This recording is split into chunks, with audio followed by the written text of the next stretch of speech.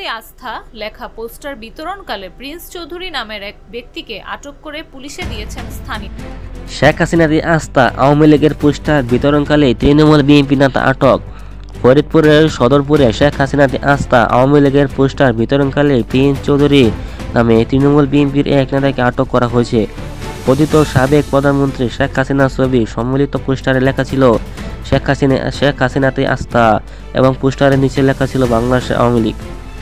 Prince Chowdhury 2024 সালে সংসদ নির্বাচনে পাটের হাতা প্রতীক নিয়ে তৃণমূল বিএনপির মনোনয়ন পেয়ে ফরিদপুর 4 আসন থেকে সংসদ নির্বাচন করেন। রবিবার 2 ফেব্রুয়ারি আনুমানিক সন্ধ্যা 6টার সময় উপজেলা চরবিঞ্জুপুর ইউনিয়ন জয়বাংলা বাজার এই ঘটনা ঘটে। স্থানীয়দের ভাষ্যমতে দক্ষিণ চরিবুঞ্জুপুরের গ্রামের মৃত রাজ্জাক চৌধুরীর ছেলে প্রিন্স চৌধুরী ও তার সাথে থাকা কয়েকজন লোক সন্ধ্যার দিকে শেখ হাসিনাতে আস্থা শিরোনামে পোস্টার বিতরণ করতে আসেন। উপস্থিত লোকজন এতে উত্তেজিত হয়ে তাকে গণপিটুনি দিয়ে আটকে রেখে পুলিশ খবর দেয়। পুলিশ আসার সংবাদ পেয়ে প্রিন্স চৌধুরীর সঙ্গীরা পালিয়ে যায়। পরে পুলিশ এসে 7 পিস পোস্টার সহ প্রিন্স চৌধুরীকে আটক করে থানায় নিয়ে আসে। বর্তমানে সে পুলিশ কাস্টডিতে আছে। পরবর্তীতে পুলিশ অভিযান চালিয়ে আরও 226 পিস পোস্টার জব্দ করে।